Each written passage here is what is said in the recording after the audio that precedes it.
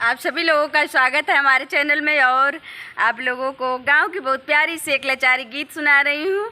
और अंधेरा हो रहा है, देखिए बहुत ही लेट हो गया। अब मैं जा रही हूँ घर। जाते जाते आप लोग बहुत प्यारी सी एक चुटकुला मजाकिया नाच गीत सुना रही हूँ कि कोई लरिया से पिया चलाया वा, कोई लरिया से पिया चलाया वा, रुमलिया के चवर डुलावा। कोई लरिया से पिया चलाया वा, रुमलिया के चवर डुलावा।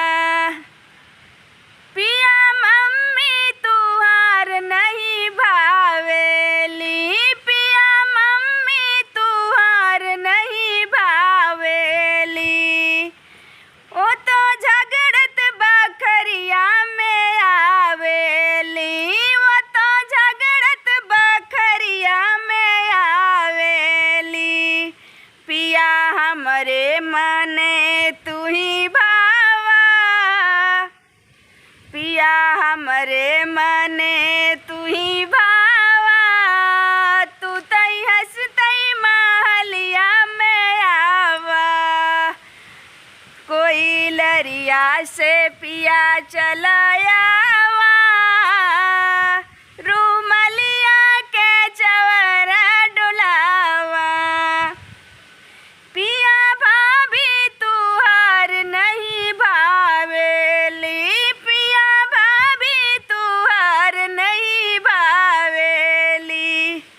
ओ तो अलगा के शोर मचावेली, वो तो अलगा के शोर मचावेली।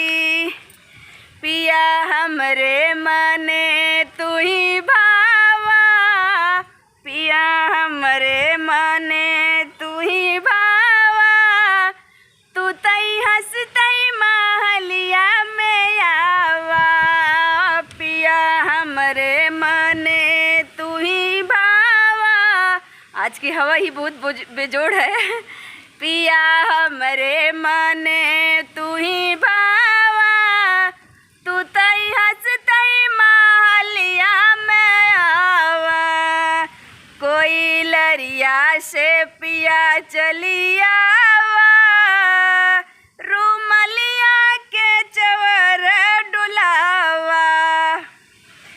पिया बहिनी तुहार नहीं भावेली, पिया बहिनी तुहार नहीं भावेली। वो तो झगड़त बखरिया में आवेली, वो तो झगड़त बखरिया में आवेली। वो तो गवने के शोर मचावे, वो तो गवने के शोर मचावे।